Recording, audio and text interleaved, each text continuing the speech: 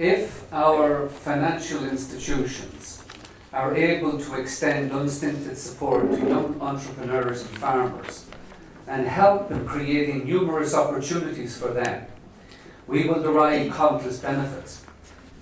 It will go a long way in strengthening the sovereignty and security of our country and furthering our social policy of equity and our national objective of self-reliance. His Majesty the King. Kuzampola, welcome to your UN House and to the 20th session of Bhutan Dialogues. The title for today's Bhutan Dialogue is The Role of the Central Bank in Development. Building a strong, dynamic and progressive economy for the country is important for achieving economic self-reliance, and we know that the RMA, the Royal Monetary Authority, is right at the heart of building the foundations of a strong economy. One of the areas where this was most clearly demonstrated was the recent Bhutan Economic Forum for Innovative Transformation, which was jointly organised by RGOB, RIGS and the Royal Monetary Authority. For most participants, the conference was unique because of the number of practical initiatives that were launched, including the CSI policy reform, the new CSI bank, the domestic crowdfunding platform, and Jabchur, the angel investing platform. All of these initiatives represent tangible evidence of the Royal Government's follow-through on shifting from aid to trade. All of these initiatives represent tangible evidence of the Royal Government's follow-through on shifting from aid to trade. For 37 years, the Royal Monetary Authority has played its role as a progressive and resilient central bank by supporting Bhutan's economic transformation and ensuring its sustainability based on the foundations of a just, equal and harmonious society. Our speaker today is Yangchen Tshogyel.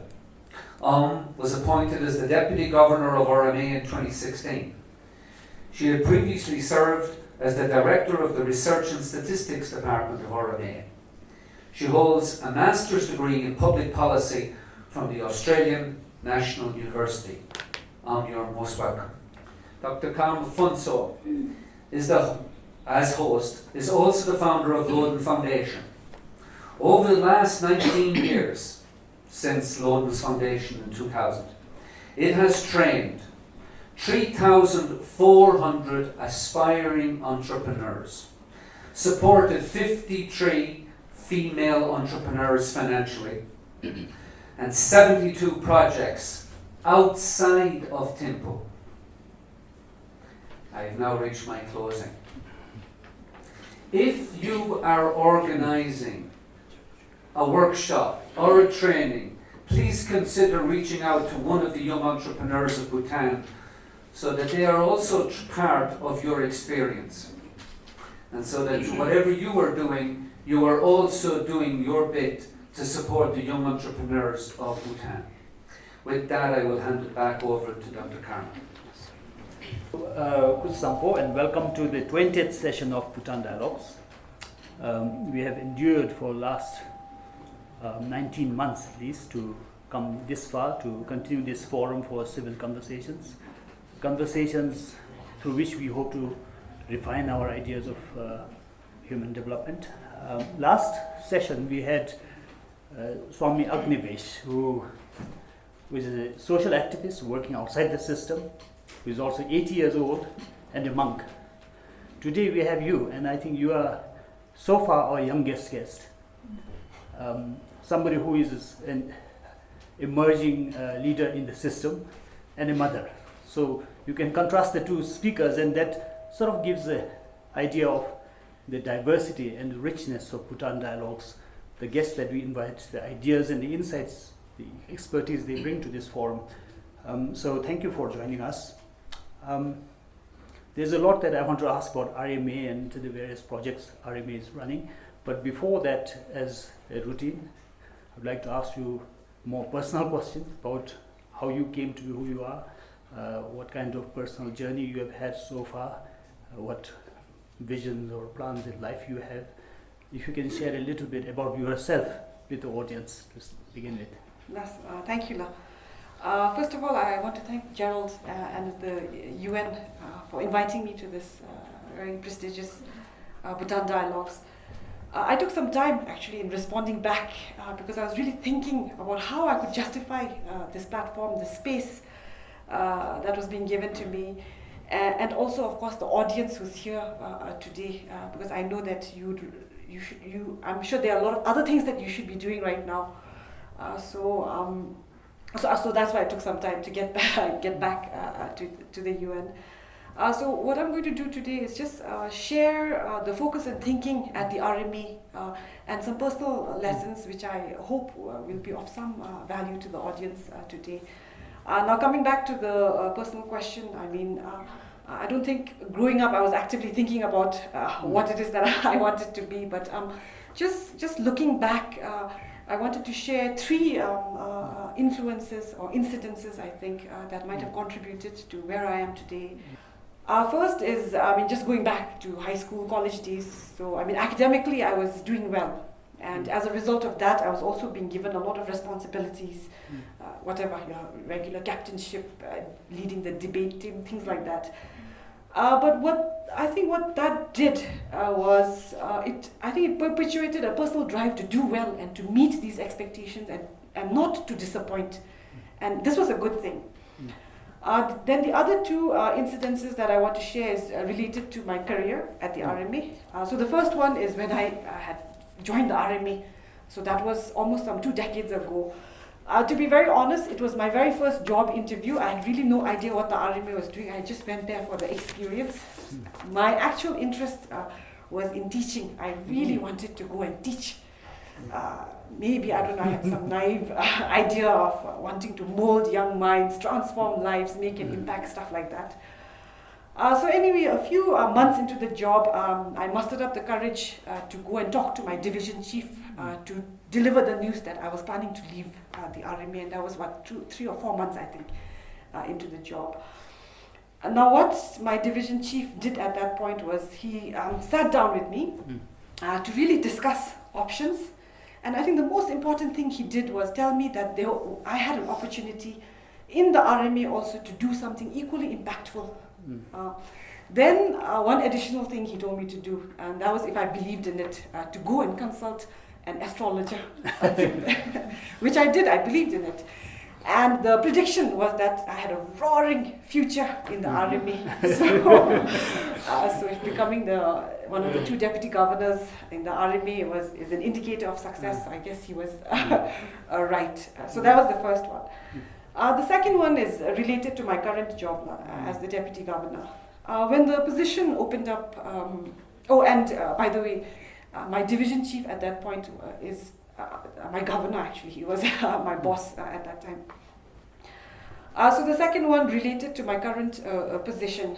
So when it opened up, Dash Governor encouraged quite a few of us actually to try and apply for this position, and he really stressed the need for us to think beyond our current very narrow, I think, responsibilities to contribute in a more meaningful way to the RMA and to nation building, and those were his more or less his exact words. Now that was a very difficult choice for me, because if I was selected, of course I was in for a much bigger responsibility, and that prospect at that time was very scary. And also I was actually shortening my career at the RMA because the post of the deputy governor is a tenured post, and it involves resignation actually. And I actually had a long career, so it was a tough choice.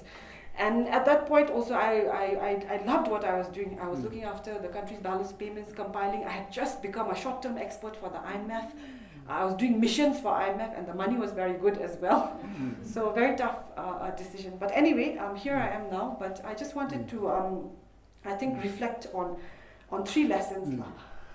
The first, I'm keeping in mind our students here, is that we need to trust and engage our youth and give them responsibilities. And I'm not only talking about academic toppers, I think, because what that does is then I think it becomes a circle. Then you get responsible back, youth back in turn. So that was one. And I just wanted to share that at the RMA, again under a governor's initiative, we have very recently instituted a young professionals board. This is comprising all young employees of the RMA. And this is a platform that we're giving them to look at things at the RMA, at the economy, at the country in general, from a very new perspective. And the recommendations that they come up with, we want to incorporate into the bigger decision-making process. So we are very excited. This is very new, at a very new stage right now, but we are very excited about it. The second lesson for me was to always keep an open mind and to take risks. But I think most important, you really have to love what you do. And you should never feel that I've sacrificed this or that, my IMF mission, my opportunity to make more money. You should never feel that I made a sacrifice. Because if you do that, if you feel like you've made sacrifices, then you risk developing a sense of entitlement and then expectations, and that's, I think, not very healthy. The third lesson is that leadership is very important, and I think we were very lucky, we are very lucky to have a very visionary and dynamic leader in the form of our governor. But the lesson I want to draw here is that I think we can all reflect and be mindful of our capacities to influence others, and to do that you don't have to be in a leadership position.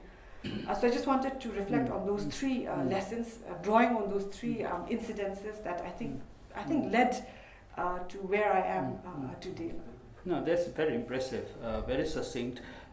You seem to respond very well to social expectations, take responsibilities. Now, you are still quite young. Do you have a charted future?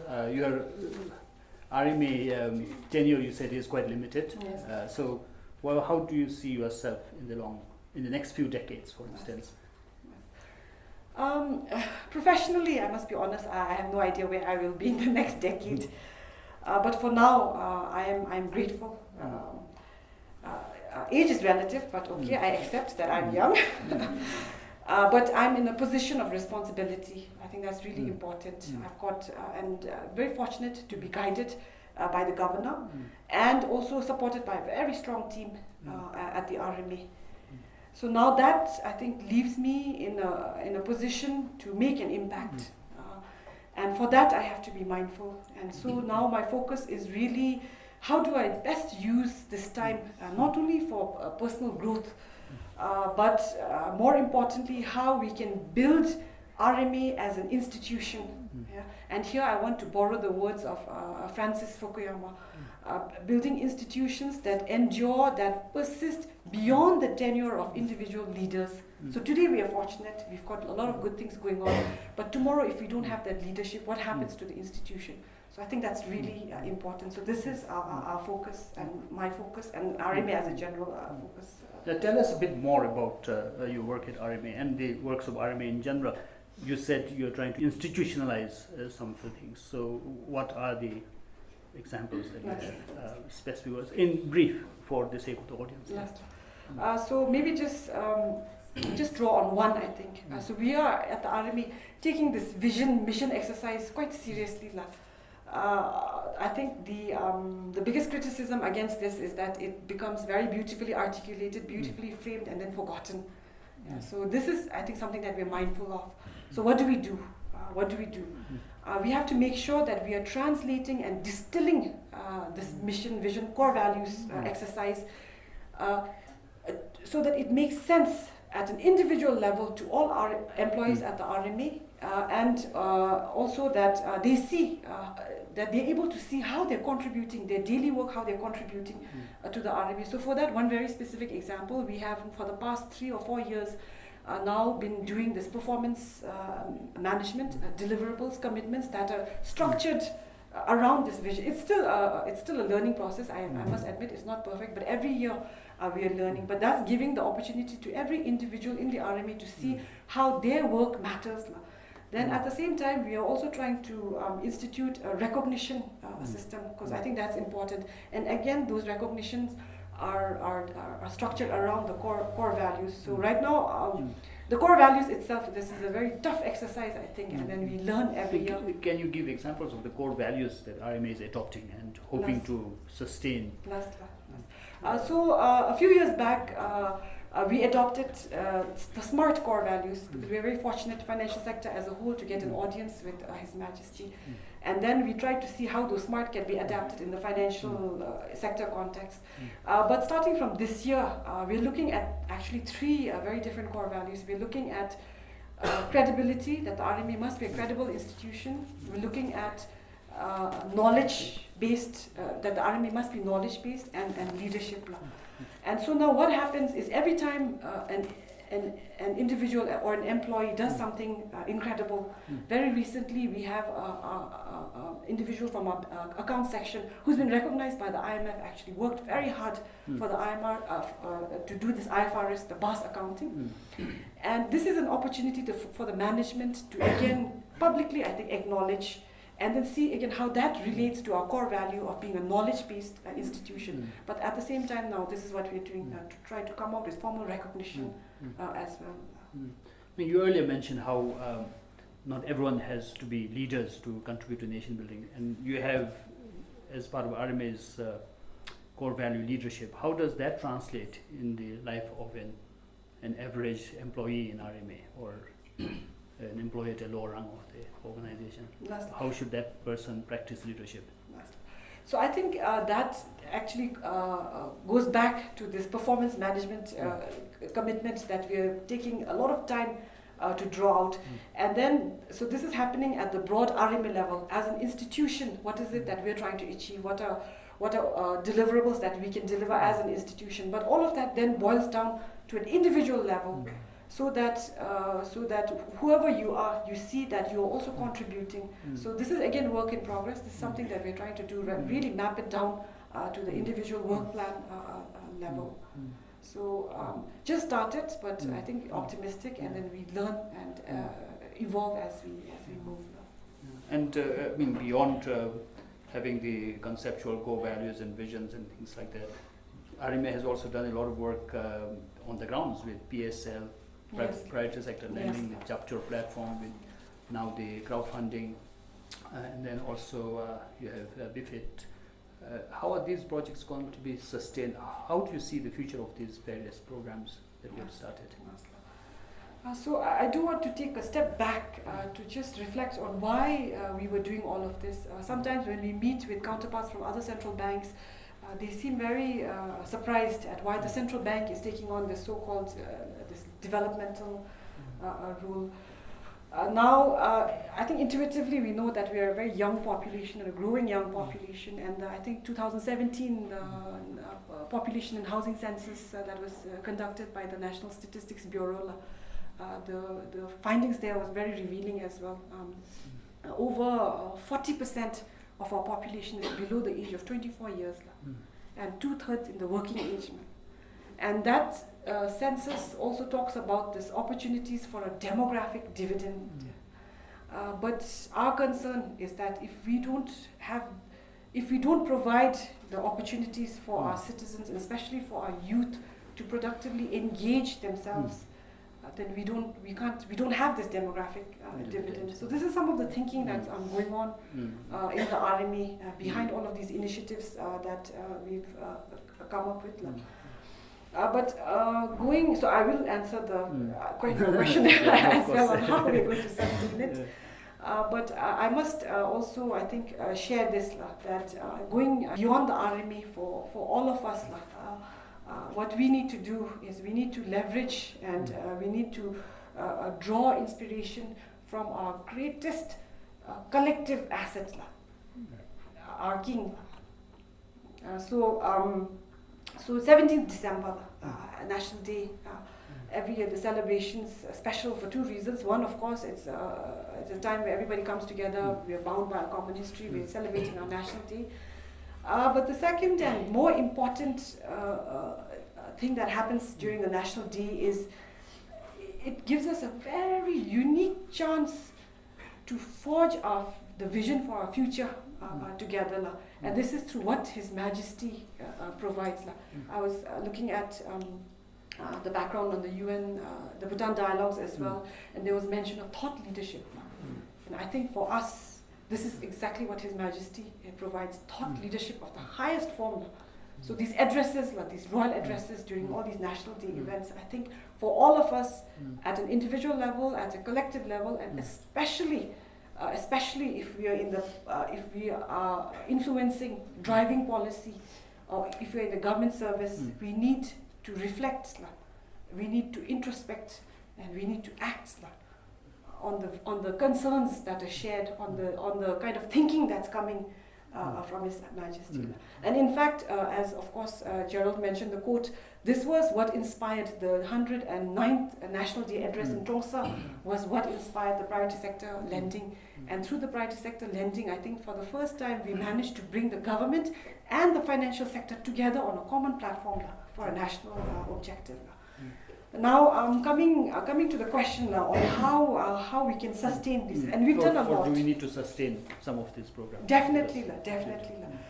So we've initiated the priority sector lending. We did Japchor, then with the stock exchange, they've come up with the crowdfunding and a whole host of other things.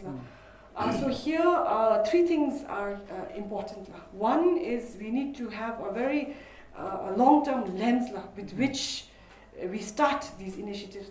And what this does is that it makes you mindful that the impact will not come immediately. There will be challenges, and you need to be persistent, to actually keep addressing these challenges, do iterations, change, review, adapt, evolve, things like that. So this is what this long-term lens, why it's important. The second is partnerships. Partnerships is very important. This is in all of these initiatives. This was nothing that the RMA did on our own, and it's not possible either. And what partnership does is also it ensures this collective, this ownership, and then this better chance, I think, of sustaining it going forward.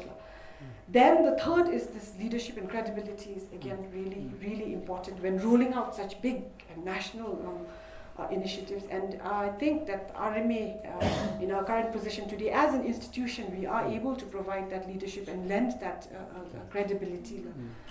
But how do we take it forward? I mean, this is really, we have a lot of other things to do as well. So I was having a discussion with Governor as well, and our approach is that we nurture it. We continue to strengthen the partnerships, and while we are nurturing it, we also get a better understanding of the ecosystem as a whole, about what sort of interventions need to come in place, what are the gaps. So we try to collectively work towards filling the gaps in the ecosystem.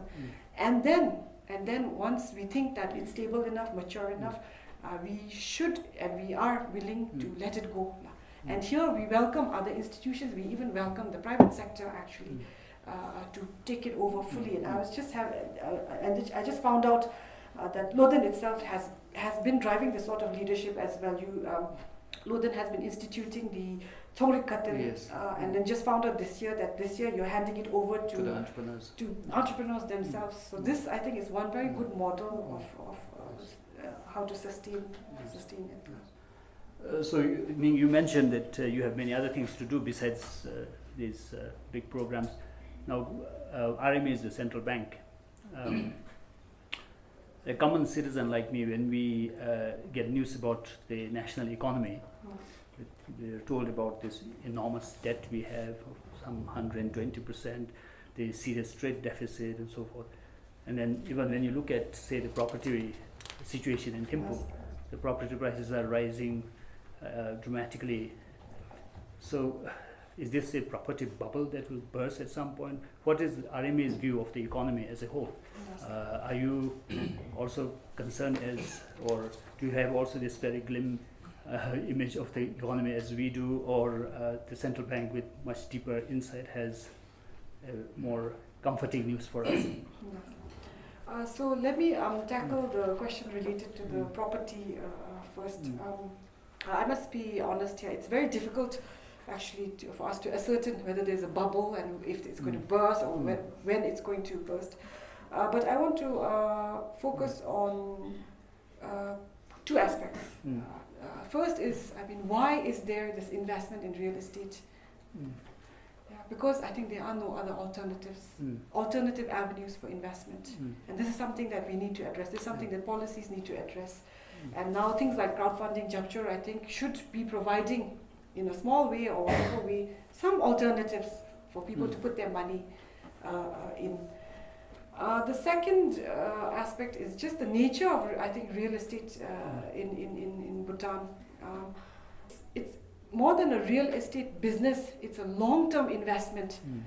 It's something that we pass down to our children as their inheritance.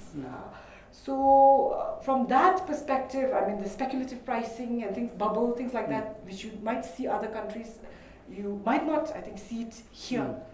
This real estate as a business is a very recent phenomenon. It's happening at a very small scale, but the core of it is an investment. So that's there. But the issue is, I think, related to valuation. Valuation. So what happens? Regulations tell you that you are eligible only for 60% of the project cost as loan.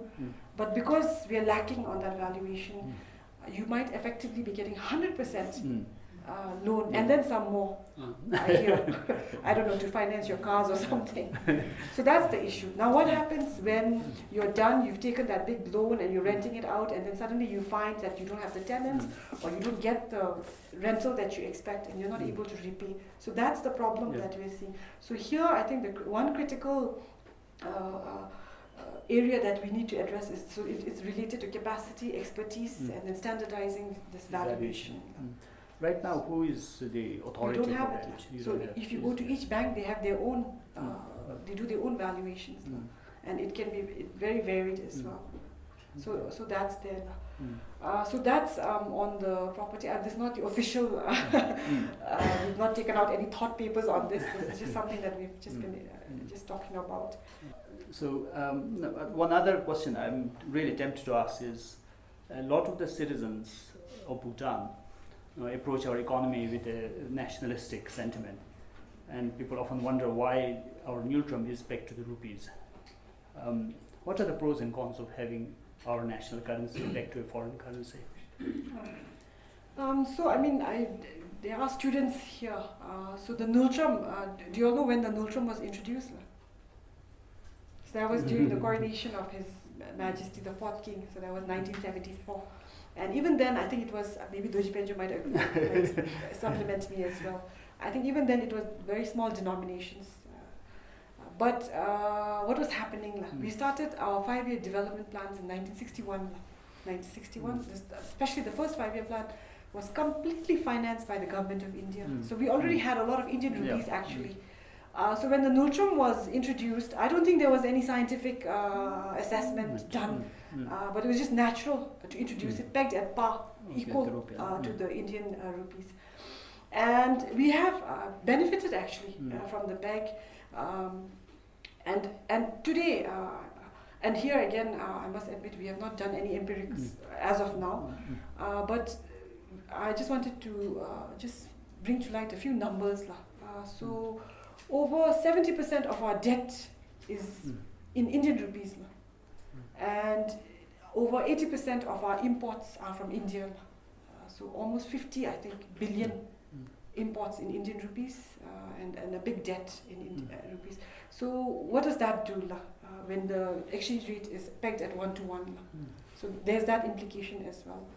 And second, I think as long as the economy in India is stable, we are actually pegged to that stability as well. So maybe that's the disadvantage, that's the risk that's there as well. But it's very interesting, the history of the neutrum, how it's come. But it's very important now this year, and we've also been given a directive by the National Council to do an assessment to see about promoting neutrum as the only legal tender in Bhutan, because right now the Indian rupee is circulating freely as well. So this is a study that we will be carrying out soon as well. Would that also lead to unpegging the neutrum from So that might be a separate exercise. Right now the focus is really on how, because the currency is I think another symbol of our sovereignty, the country's sovereignty. and how do we go about making sure that this is the only legal tender that's circulating in the But economy. in terms of pegging, of making on par, does the two central banks agree to keep it on par, or is it the market forces that work? So how does it officially work? I mean, is there an agreement between the Reserve Bank of India and central here, RMA? So there is no agreement, no agreement. So how And in fact, if you look at the Act as well, our Act as well, very specific, the government will determine the external value with this, of course, in consultation with the central bank. So right now there's no agreement, but what do we need to do to make sure that the peg holds, that there's confidence in the peg? So then that's where the reserves are very important. So every nultrum that's out there is backed by foreign reserves, by dollar, by Indian rupees, whatever for your foreign reserves. Second is something that we need to really work on is, again, back to confidence, is whenever a citizen needs Indian rupees for your bona fide transactions, to do your service, pay for your service, whatever, we have to make sure that we make it available. So we had some challenges there. So this is how it works. I'm putting it very simplistically. Yeah, thank you. Now, of course, the printed currency is almost becoming obsolete with financial technology coming in such a big way. And most of us here would have used MBOB or MPay. There's so much financial digital transactions happening. Is the central bank here up to date with the digital transformation? What do you see the prospects of digital technology here in Bhutan? Yes. Finance. On the cash, of course, our objective also is to go for a less cash. So there's a bit of a change as well. So before it was cashless society, but now it's less cash because you have to acknowledge that I think cash is still king. There's still a preference to hold cash. So it's literally impossible, I think, to completely do away. For those who are hoarding money, perhaps. Cash, different incentives there. But yes, digital. Why digital? You look at the country, you look at the terrain. And for banks also very difficult to set up your brick and mortar branches and all this. So digital is the way to go about it. And at a personal level also, I think your MBOBs and your MPays, all your mobile apps, how convenient it's made life. I can't remember the last time I went to pay my bills. It's very easily done. Power bills, phone bills, things like that. But for the central bank, what we need to do is we need to make sure that it's, so the technical term that we use is that it's interoperable.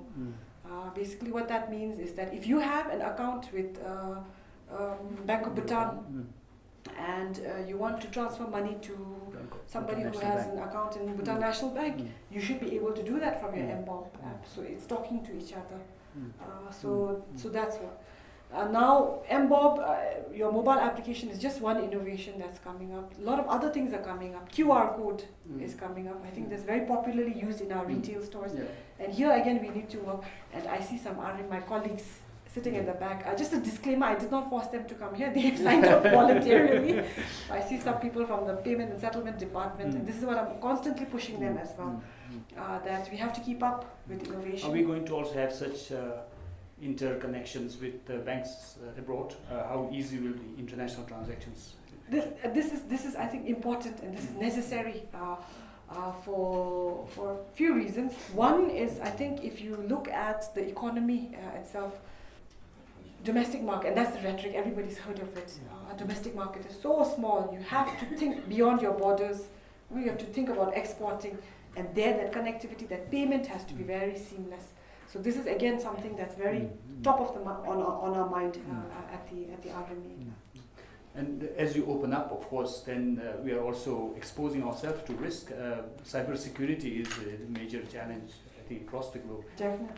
And here at RMA, I suppose there's also that worry that the financial systems here should be secure, and should the ordinary citizens feel fully confident that their financial transactions are not going to be hacked by people?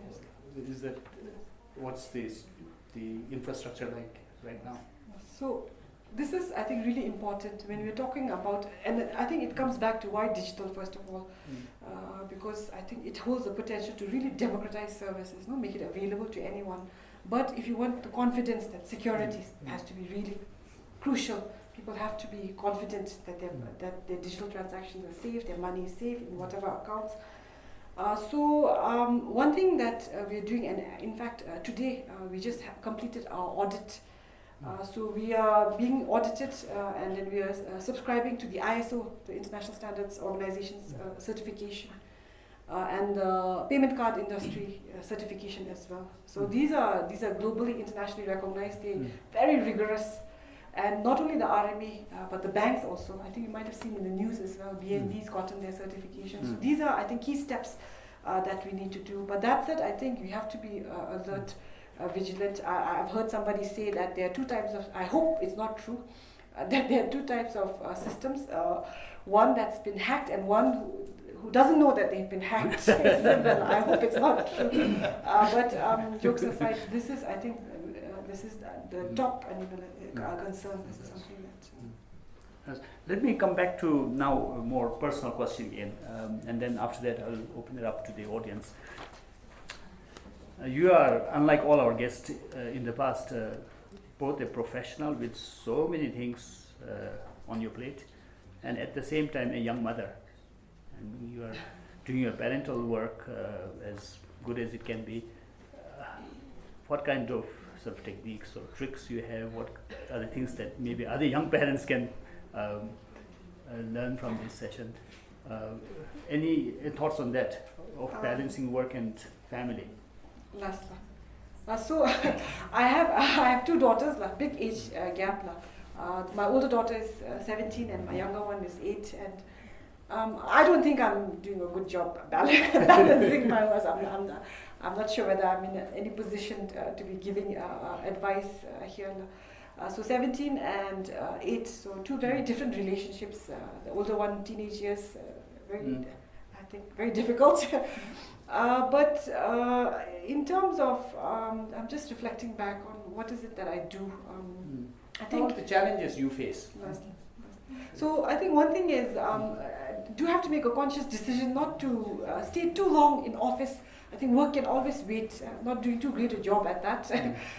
But the second is, sometimes it used to be very tiring, I think, just thinking about going home and then settling down with the homework and things like that. I think overthinking it. So what do I do? And it doesn't take long, actually. So we've made it a habit. I come home and then my older daughter, hopefully I think she doesn't need too much supervision on the homework, but the younger one, at least, I just have to spend an hour or 30 minutes at the max, just systematically going through all her books. And she does that. She opens her book, she says, here, all done, nothing left. So it takes a while. Then a few things is, I think... so you made it a routine? Yes. Sit down with so it's difficult actually to get into that routine, but once you do that, you don't have to think too much, so it just becomes very natural. The second is, I do want to share this reading, so this is really important, and then lots of students here, so I already saw somebody reading something that while you were waiting for the session to start, so that's wonderful. As a family, we've made a commitment actually to just read a little bit more this year. And what is more? Can you give a rough estimate of how many books you or your daughters read in a month? I think a lot of people claim that they read, but some of them don't even finish one book in a year.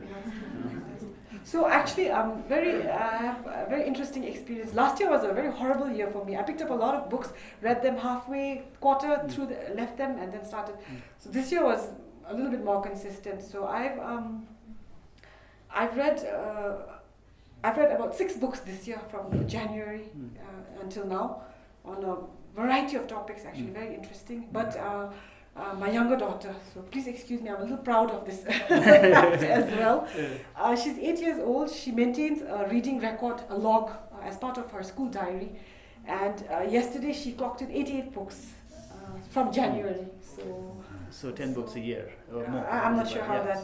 no, congratulations. So this is So this is something that I want to encourage my students and actually my colleagues also. Yeah, And even so this is what I wanted to ask. You have also introduced some reading culture in your office, in your place. Yes, so this year in January or February, we've introduced an inter-department reading competition at the RMA. So there's going to be some prizes at the end of the year. We are collecting some statistics. Some departments are doing much better.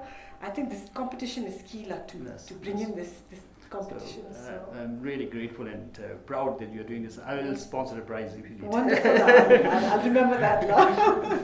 And now with that, let me ask the audience to ask questions about RMA, about Madam Yangchen.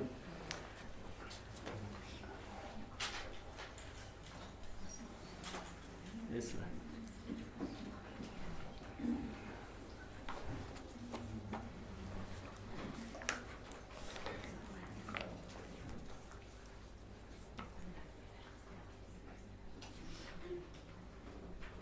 No.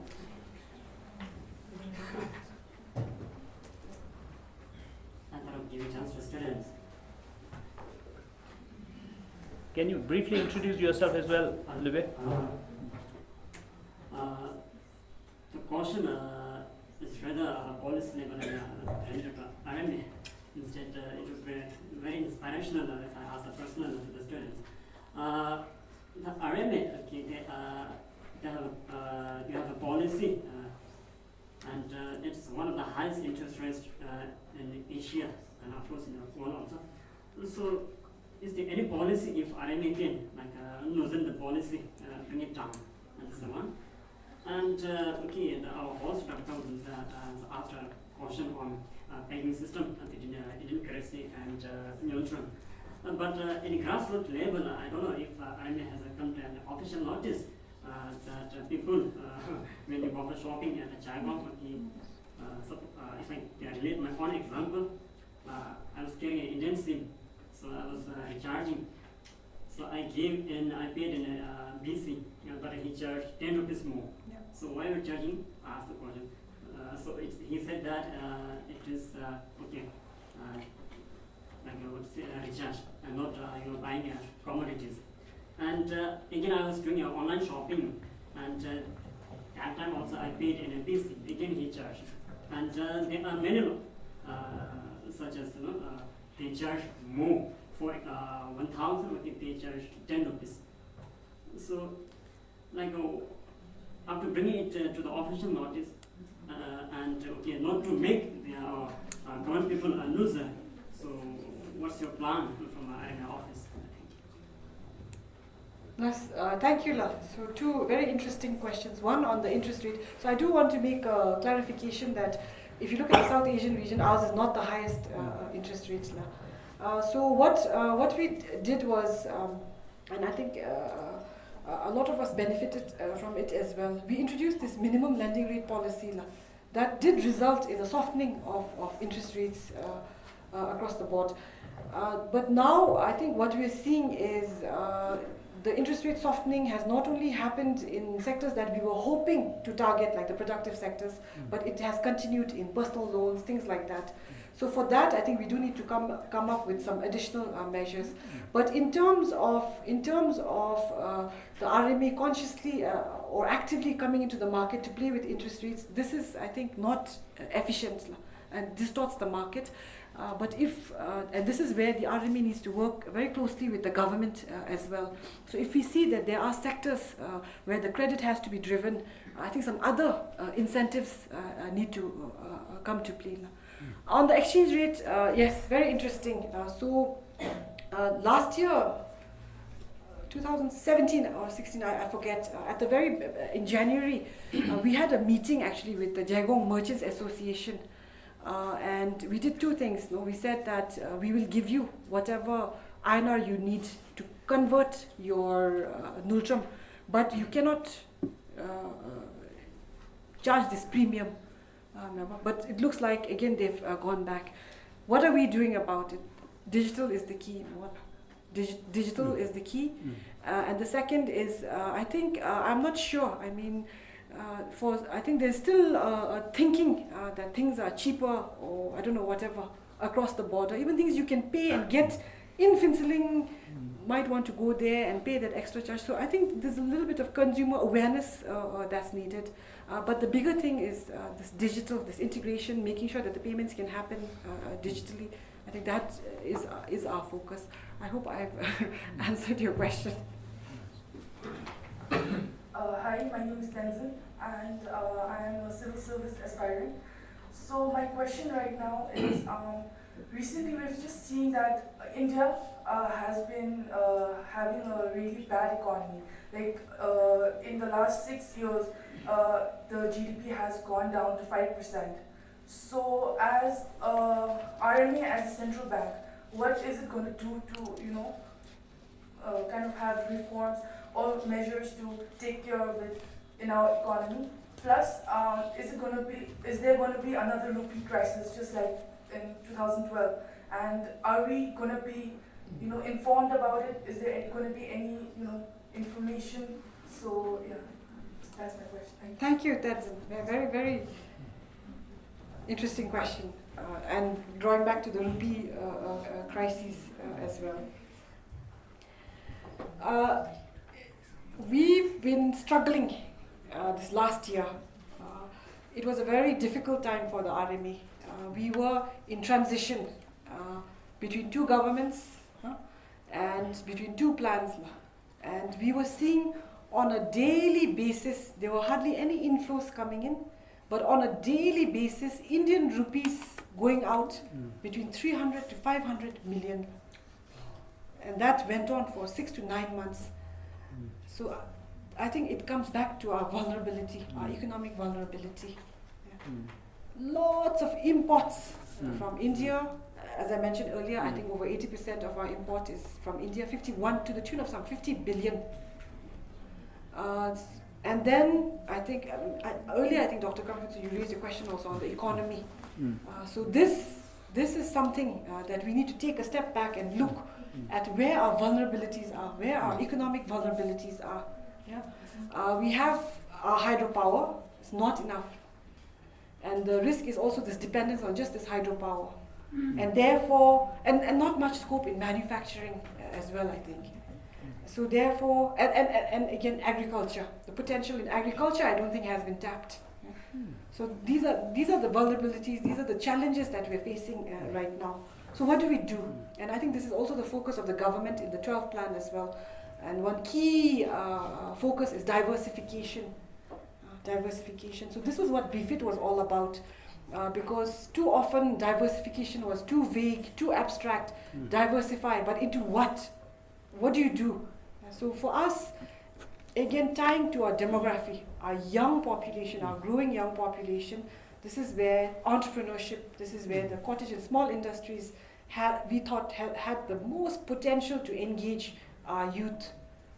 So we see BFIT and we see this promotion of entrepreneurship, of SMEs, of CSIs as one tool for diversification, for strengthening our economy, for diversifying our production base, for strengthening the economy. But that said, I want to come back again to what I mentioned earlier, and here I want to quote from this book my first book that I read this year in January. This is Israel, Startup Nation. Yes. So what we need is not just reforms from the government. We need a revolution. And I want to make this distinction, and I want to quote from the book. Reform happens when the government changes its policy. A revolution happens when you change the mindset of the entire people. And I think this is what we're seeing. This is what we're seeing. Increasingly, I think during my time, during most of my peers' time, all we could think about was the civil service, joining the public service. And the reality here is that that's very limited. That's very limited. But now increasingly, we are seeing people take on businesses. And from a diversification perspective, we need to see how we can deepen this sort of business engagements that our people have. So this, I think, is really, really important. And thinking beyond the borders, And here again, I was very inspired by what I read in this book. Israel, unique, I think, in many ways, but their geography also played a part. They were surrounded by very hostile neighbors.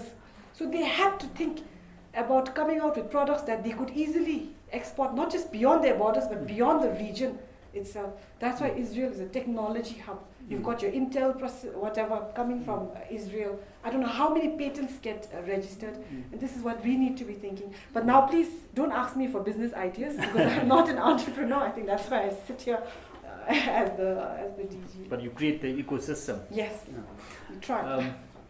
Next question. Hello, I'm Nazam from EBS, and I wanted to ask you about actually the private sector lending. It's been a while since that loan has been introduced, and how is it going in terms of most of the loan is borrowed by young entrepreneurs in new businesses mostly. So, has an assessment been made about how these loans are doing so far? Yes, thank you, Langima. So the private sector lending, very, very close to my heart. So we are collecting data, we are assessing on a continuous basis. 70% of all loans, of all private sector loans have gone to the agriculture sector. So a lot actually have gone to our farmers. And I have personally visited, including Thimphu, I visited 17 Zonghaks. And this is again, I want to come back to what the PSL was about. It's not a quota base where we are mandating banks that you must lend X% to the target, but an integrated platform where we're bringing the government and we've got all our Zongdas, actually all our Dutch Zongdas on this platform. And we've got all of them on a common WhatsApp group sharing updates, experiences. And for me personally, this was very interesting as well. So I had my team, we went into the Zonghaks to visit, and this is something that regulators, you not see regulators doing, I think, going to go and meet the clients to see. And our approach again, as I mentioned earlier, is having this long-term lens. So PSL, Dutch governor always says, if it does well, if it works, we will see the impact, who knows, after we've left RMA. But in the interim, there are going to be challenges every day, every month there are going to be challenges. So how do we continue? So this year, what we're doing is we are focusing on capacity building for our Zonghaks. So this is the first, again, for RMA to finance this sort of capacity building. In fact, I just we tied up with a university in Bangkok, and we went with 6 Dutch Zondas to spend a week there. And we came back, did a lot of rigorous note-taking to see how we can tweak that program further, and we're going to send our next batch. Why is this important? Because they are the first point of contact, as I think all PSL proponents, aspiring PSL clients know. If you have a proposal, you have to first go to the Zonghak, they'll do a technical assessment. They are bureaucrats. So now, and this is again important, this mindset change. So for the Dutch Zondas themselves also, to no longer be bureaucrats and administrators, but to be CEOs of their Zonghaks, to actively promote business, to actively see about how they can enable businesses. So from that angle, this year we've just been focusing a lot on capacity building. My name is Samira Guru, and my question is, the government has sponsored the students who didn't qualify for government higher educations. So how will it affect our economy on the surface level, and did the government consult the RMA on this decision now? Thank you. Wonderful. Did the government consult the RMA on this? So the simplistic answer is no, but it's because when you look at the RMA as a central bank, we have a specific function related to the monetary sector, finance and all that. So government comes with a different mandate as well. Sponsored meaning you've cut-off point equal 11, or is it? Yes. Oh. Class 11 entry. Yes. So this is not RMA's view. This is just my personal view, because in a way I think this is great. This is a very noble initiative, member, because children at class 11, how old are you? 17? Yes, I think you should be making decisions about looking for jobs, what to do next. So to extend your access to education till class 12, I think it's a wonderful initiative, and hopefully you'll see those benefits later. What class are you in? 11. But here is where you cannot be complacent. No? You cannot be like, or I shouldn't work so hard. No? Because that also you'll see the results much later. So this is, I think, really important. This is my message to the students. So thank you very much. And now my final question to you. Bhutan Dialogues offers 2 books as a token of gratitude, and you have chosen 2 books. I see the dummies of the books here. Are these the books you've chosen? Can you tell us why you chose these books? Or if you want to talk about your favorite book, a book that has really shaped your life, you can also talk about that. But the titles you chose, if you can basically tell us what the books are about. First, a big thank you. I was trying to get hold of these books, couldn't. I heard it's quite expensive as well, so I'm getting it as a gift. So, I mean, in terms of books that have inspired me, I really can't think of any. But again, just a message to especially the students. I think you need to read a wide variety of books. Fiction, non-fiction, maybe right now more fiction, and that's perfectly fine also. So for me personally as well, I mean, this year, the book that I really struggled with was The Future of Humanity by Michio Kaku. It talks about beyond Industry 4.0, and it took me a while, I think. Then very recently I read Sapiens, another very... And now I'm reading actually another book by Brett King called Bank 4.0. So I think really 180 degrees thinking. Troy's nodding, he's Australian, I think, Brett. Yeah. So why did I choose these 2 books? So I've chosen Brett King, Augmented, Life in the Smart Lane, and the other one is FinTech, the New DNA of Financial Services. Technology. You know... Heavy. Yeah. Are these books going to be I'm heavy? not sure, but I mean, if I could read Future of Humanity, I think I can tackle this one.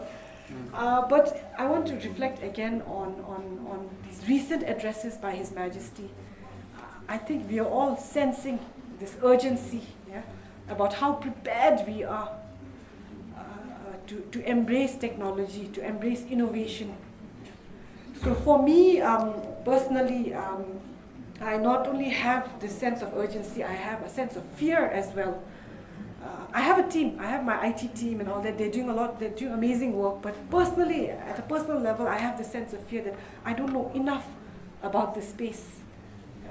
And I think this is where reading, so this again, message back to my students and actually everyone in general here today, I think can expose you to this knowledge. And this Brett King Bank 4.0 that I'm reading, again, I mean, 180 degrees view of looking at banking and looking at fintech. So I mean, this is, I think, just reflecting a little bit on what the future focus should be. Yes. Thank you very much. I think this brings us to the conclusion of the 20th session of Bhutan Dialogues.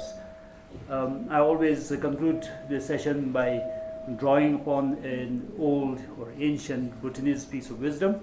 So for today, I think our guest highlighted the concerns, the fear that the central bank has of some 300 million to, how much did you say, 300 million something rupees flowing out every day.